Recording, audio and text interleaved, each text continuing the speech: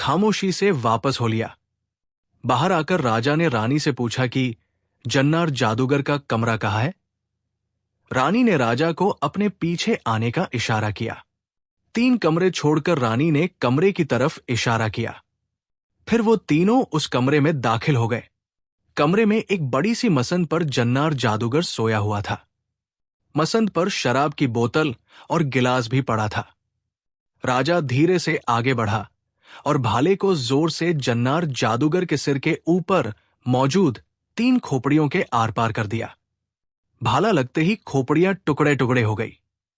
खोपड़ियों के टूटते ही अचानक अंधेरा छा गया, बिजली कड़कने लगी और तेज आंधी चलने लग गई। जब अंधेरा छंटा तो देखा कि वो तीनों एक पहाड़ी के पास खड़े थे। अचानक आसमान से एक रोती हुई आवाज आई। मेरा नाम जन्नार जादूगर था। मुझे सोते में राजा ने मार डाला।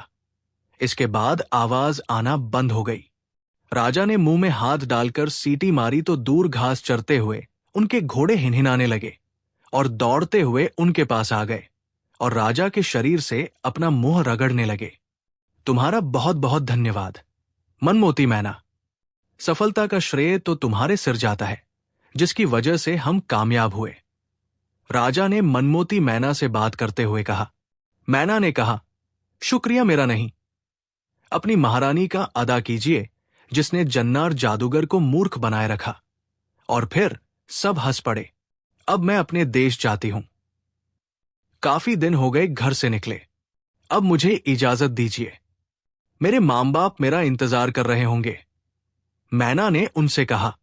रानी ने मैना से कहा, मनमोती मैना, अब तुम हमारे पास आती जाती रहना, तुम्हारे बिन अब मन नहीं लगेगा। मनमोती मैना ने कहा, क्यों नहीं, क्यों नहीं, मैं आपके बच्चों से भी मिलने आती रहूंगी। राजा ने हैरान होकर मैना से पूछा, बच्चों से तेरा क्या मतलब है?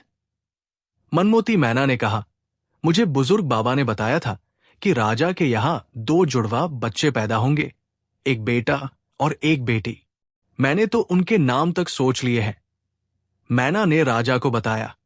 राजा ने पूछा, कौन से नाम सोचे हैं तुमने? मैना ने कहा, बेटे का नाम हीरामन शहजादा और बेटी का नाम मनमोती शहजादी होगा। राजा ने रानी की तरफ देखा जो गर्दन झुकाए शर्म से लाल गुलाब हुई जा रही थी। ये देखकर राजा ने बड़ा सा ठहाका लगाया और मनमोती मैना भी सुरीली हंसी हंसते हुए रानी के कंधे से उड़ गई। उसके पीछे पीछे राजा और रानी भी अपने अपने घोड़ों पर सवार होकर अपने राज्य की तरफ रवाना हो गए।